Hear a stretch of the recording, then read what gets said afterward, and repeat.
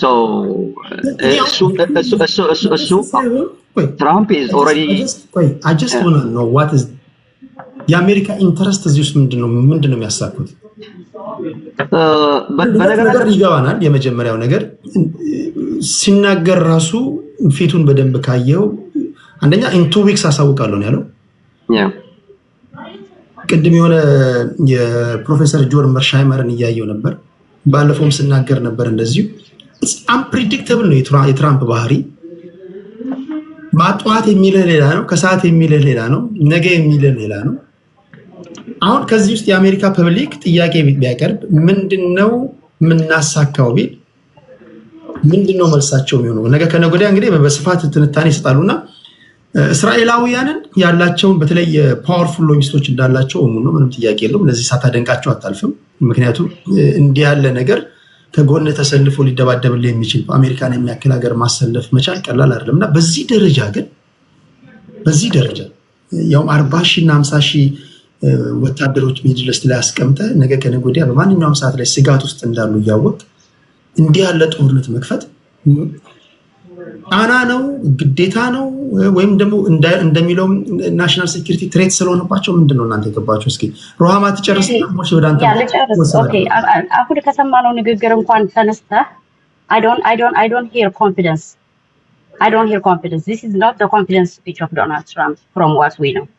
You can tell hesitation ያለበት ድምጽት እንደሆነ ኦኬ አንድ ሪዝን አሁን ካረገው ስፒች አንድ ሪዝን ኢራን ለአሜሪካ ትሬት ናት የሚል long time ago they have been saying this to America, this to Israel. That's about it.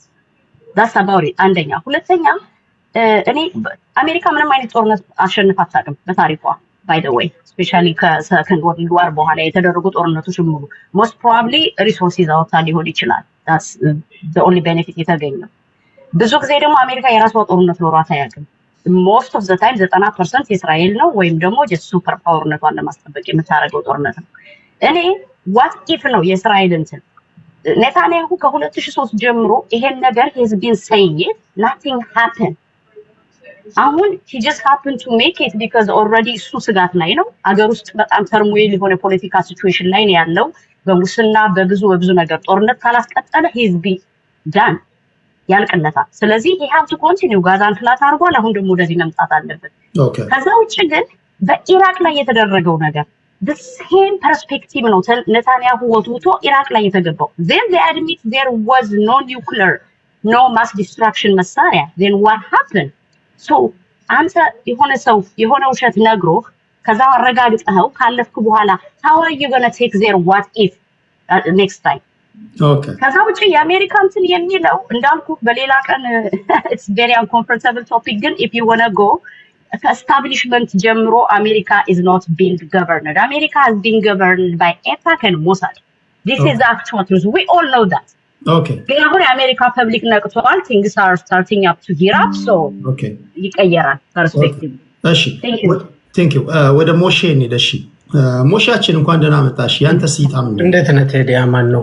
መጀመሪያ አስተያየት ልስጥና እንትን ለሰብስክራይብ ለማይመቻቸው ሌላ አይነት ኦፕሽን ደግሞ አዘጋጅ። ስፔሻሊ ሜቢ ቀጥታ ወይ ዜል ወይ የሆነ ነገር እንደዛ። ይሄን ነገር ሰላም በያለሁ ሁላችሁም። ይሄን ነገር ከኢራን አብዮት ከጀመረበት ጊዜ አንስቶ አያይዞ ማየት ያስፈልጋል። አብዛኛው ነገር የተፈጠረው ከዛ ጊዜ አንፃር ስለሆነ የሻህ ሪጅን የሚባለው በነገስታቱ ጊዜ የነበረው የኢራን አብዮት እስላሚክ አብዮት ከተነሳ በኋላ እና ሆሜኒ የጀመሩት አብዮት ከዛ ጋር ተያይዘው የአሜሪካን ኤምባሲ በቴሄራን ዩኒቨርሲቲ ተማሪዎች ጥቃት ደርሶበት ነበር። ከዛ ጊዜ ጀምሮ ነው የኤምባሲው ሰራተኞች ታፍነው ለበርካታ ጊዜያት የአሜሪካ ኮማንዶዎች ገብተው ብዙ አፕስ ኤንድ ዳውኖች ነበሩና ከዛ ጊዜ ጀምሮ ዳይሬክትሊ የአሜሪካ መንግስት በወቅቱ ቀጥታ የሻህ ደጋፊ ስለነበር የስርወ መንግስቱ ደጋፊ ስለነበረ ትልቅ የሆነ ቅራኔ በሁለቱ ህዝቦች መካከል በሁለቱ ሀገሮች መካከል ተፈጥሯል። አንድ ነገር መታወቅ ያለበት ነገር ምንድነው? አሜሪካ እንደ ሀገር ጠላት ብላ የምታስቀምጣቸው ውስጥ በቅደም ተከተል ኢራን ነበረችበት ባለፉት 30-40 ዓመት። ኢራንም እንደ ሀገር ጠላት ብላ ከምታስቀምጣቸው ውስጥ ዩኤስኤ አንደኛዋ ናት። ይሄን ነጥብ መጀመሪያ መያዝ ያስፈልጋል። በዚህ ውስጥ በየጊዜው የሚኖሩ የሚሊተሪ በላይነቶች የቀጠናው የመካከለኛው ምስራቅ የጂኦፖለቲክስ ተለዋዋጭነት ምናምን ግን ጠላትነታቸውና ወዳጅነታቸውን አቀዝቅዞት ወይ ጨምሮት ሊሆን ይችላል። ለምሳሌ ሚውት ታረጊ ሮሃማ ሚውት ታረግልኛለህ ቴዲ? ኦኬ ለምሳሌ ማየት ካለብን በኢራን እና በኢራቅ ጦርነት በሳዳም ሁሴን እና በኢራን መካከል በተደረገው ጦርነት ከእስላሚክ አብዮቱ በኋላ አሜሪካ ታክቲካሊ ሰፖርት ታደርግ ነበር በሚሊተሪ በምን ኢራቅ ሶ ጠባቸው የተጀመረው ቀድሞ የነበረ ስትሮንግ የሆነ ቤዝ የነበረው ነው። ታስታውሱ እንደሆነ 2012 አይ ቲንክ 2013 አካባቢ ኔታንያሁ የተባበሩት መንግስታት ድርጅት ስብሰባ ላይ መጥቶ ቀይ ማርከር እና ነጭ ወረቀት ይዞ መጥቶ ኢራን ኒውክለር ልታመርት ጫፍ ላይ ደርሳለች ሬድ ላይን አስምሮ እንደዚህ እዚህ ጋር ያለ ነው ምናምን ብሎ 2012 ላይ ዩ ሪሜምበር ታስታውሳላችሁ? የዛ ጊዜ ነበር ይሄ ነገር መወራት የጀመረው። ሰው አሁን ምንድነው የሆነው? ሰሞኑን የኢራን የአየር ዲፌንስ ሲስተም 1970ዎቹ ላይ የቆመ ነው በአብዛኛው። ምክንያቱም በጦር መሳሪያ አቀባ በሌሎች ጉዳዮች እንዳይዘምን ተደርጓል። ቤዚክ በምክንያት ተደርጎ እንዳይዘምን ተደርጓል። ሰው ጦርነት ሲነሳ የእስራኤል የአየር ኃይል ዶሚኔት አድርጎታል ቦታውን። ዶሚኔት ያደረገው የኢራን ዲፌንስ ሲስተም ስታክ ያደረገው 80ዎቹ እና 70ዎቹ ከኢራቅ ጋር በነበራቸው ጦርነት ላይ በነበረው አቅም ልክ ነበር የነበረው። ሶ ሞደርን ዋርፌር የነበረውን የእስራኤል እና የአሜሪካን የአየር ስፔሻሊ ኤፍ-16 እና ምናምን የሚባሉትን ኤፍ-15ቶች መቋቋም አልቻለም። ሶ እስራኤል ድብደባ ስታደርግ ኢፌክቲቭሊ ድብደባዎች አድርጋ ነበር። ሶ ለምንድን ነው ታዲያ አሜሪካ ወደ ጦርነቱ እንድትገባ የተፈለገው?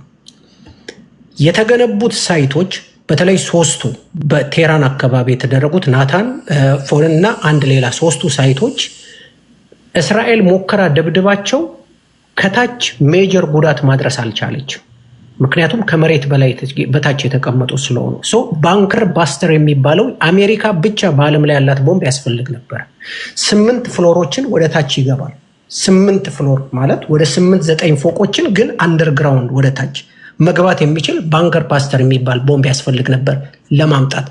ስለዚህ ትራምፕን ሲገፉት ሰምታችሁ ከሆነ ከ2 ቀን ከ3 ቀን በፊት 2 ዊክስ ሰጥቻለሁ ምናምን ሲል እኔ በመገምተው 2 ዊክስ እንደማይሆን አስብ ነበር። አንደኛ ወይ ለማዘናጋት ነው ወይ ደግሞ ስፔሻሊ እነ እንግሊዝ እና ሌሎች ምዕራባውያን እየጠየቁ ስለነበረ የሰላም ጉዳይ ወይ ሌላ ነገር እየጠየቁ ስለነበር ለነሱ ጊዜ እሰጣለሁ አይነት ነገር ነው። በ2-3 ቀን ጉዳዮች እንደሚፈጸሙ አስብ ነበር በግሌ። ስለዚህ ትራምፕ ምን አደረገ? ቀጥታ ዛሬ ዳይሬክትሊ ኦርደር አደረገና ወዲያው ተቃውሞ ቀረበበት። ምን የሚል ከኮንግረስ ከሪፐብሊካን ኮንግረስማን ራሱ ተቃውሞ ቀረበበት። ምን የሚል ነው የተቀረበው? ያለ አንኮንስቲቱሽናል ነው ይሄ የተፈጸመዋል። አንኮንስቲቱሽናል ነው ምክንያቱም ኮንግረሱ እውቅና ሳይሰጥ ብሎ አለ። በምን ተከላከሉት? ሌሎች ሪፐብሊካኖች ማድረግ ይችላል። ይሄ ዋር አይደለም ያወጀው፣ ለፕሬዚደንቱ የሚሰጥ ስልጣን አለ በኮንስቲቱሽኑ። ኢሚዲየት የሆነ አክሽን ለምሳሌ ትሪት መስሎ ከታየ ዛሬ ተደበድብና ታቆማለ። መግለጫውን ትዊተር ላይ የጻፈውን አንበባችሁ ከሆነ ምን ይላል? ጨርሰናል፣ ከዚህ በኋላ የፒስ ጊዜ ይመጣል አለ። ዩሲ ኦርደር አይደለም፣ የጦርነት ኦርደር አይደለም ያደርገው። አንድ ተልእኮ አደረገና ከተልእኮ በኋላ ስኪፕ አድርጎ ወጥቶ ቁጭ አለ። ሄዶ ምን ኋላ ሊቀመጥ የፈለገው ኮንግረሱ ኢምፔች ሁሉ ሊያደርገው ይችላል። ኢምፔች አድርጎ ከስልጣን ሊያነሳው ይችላል። እዛ ጋ ለምሳሌ ዴፊኒትሊ ኢራናውያን ሪታሌት ያደርጋሉ፣ ምንም ጥያቄ የለውም። ዴፊኒትሊ አንደኛ የሰው ሉዓላዊ ድንበር ጥሰህ ነው የገባው። ሁለተኛ ስቲቭ ውድኮቭ እንደምታውቁት ባለፈው ሳምንት ከአንድ ሳምንት በፊት ከኢራናውያን ጋር የፒስ ዲል ንግግር ለማድረግ 5ቱ የጸጥታ ቡድን አካላቶች ፕላስ ጀርመኒ ማለት ነው። 5ቱ ፈረንሳይ፣ እንግሊዝ፣ ጀርመኒ፣ ፈረንሳይ፣ እንግሊዝ፣ ራሽያ፣ አሜሪካ እና ቻይና ፕላስ ጀርመኒ ቀጠሮ በያዙበት ነው አረብ የተተኮሰባቸው። እኚህ ሰዎች ለማንኛውም ረገድ ለማንኛውም አይነት ውይይት በራቸውን የከፈቱ ሰዎች ናቸው።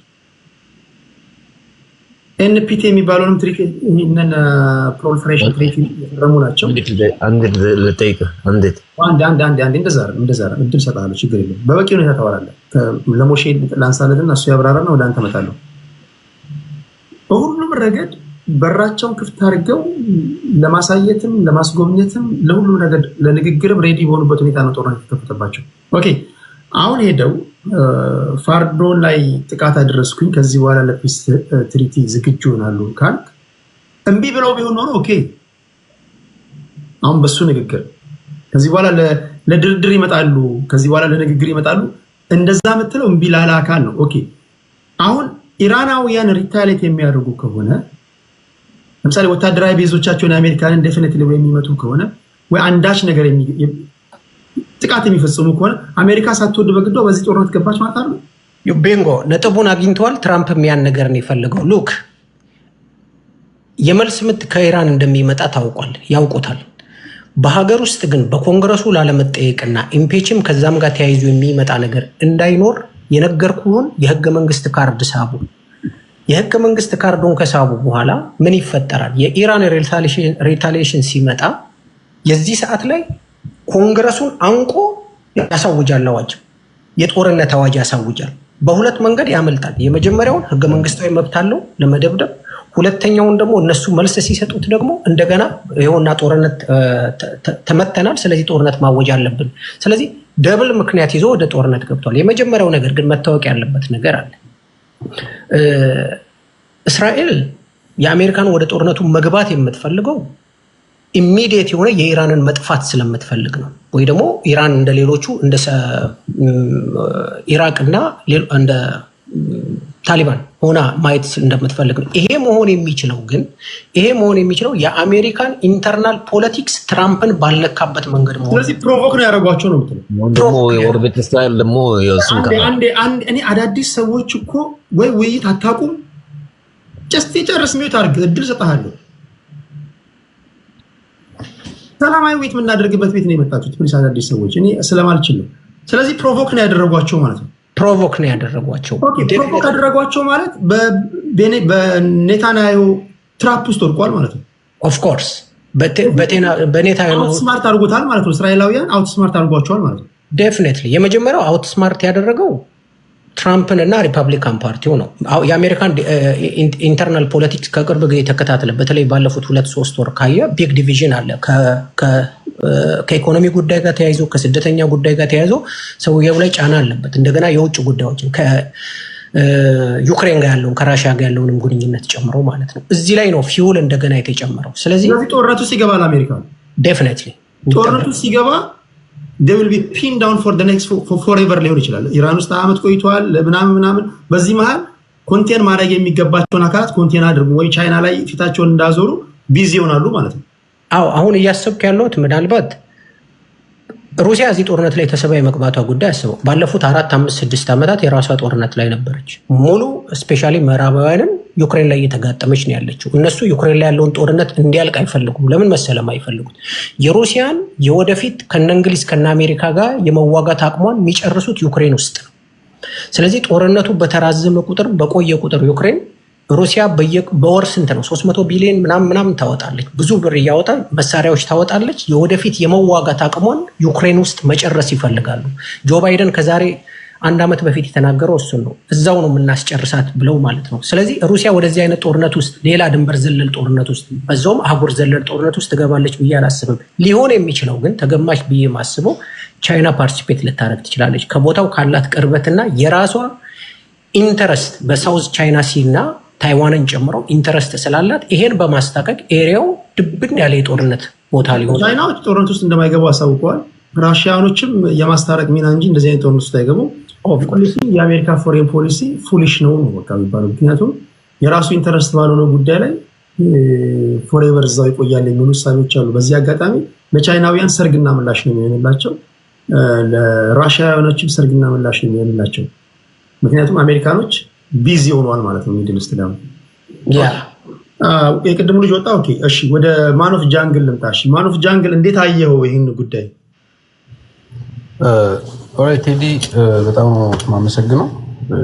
አክቹአሊ እኔ ለአንተ ካለኝ ቦታ አያለሁ፣ እከታተላለሁ። በሁሉም ነገር ይሄ ሚዛን ላይ ለመቆም ነው ሁሌ ሙከራ የምታደርገውና ይህንን ሳላደንቅ ማለፍ አልፈልግም። ኢቨን እንኳን ለትንታኔ ሰዎችን ሪኮመንድ የምታደርጋቸው ሰዎች ሳይድ የማያደርጉ ከሁሉም ፐርስፔክቲቭ ሀሳብና የራሳቸው ዋሬቨር እይታ ሊያንጸባርቅ የሚችሉ እንትኖችን ነው ለሰዎችም ሪኮመንድ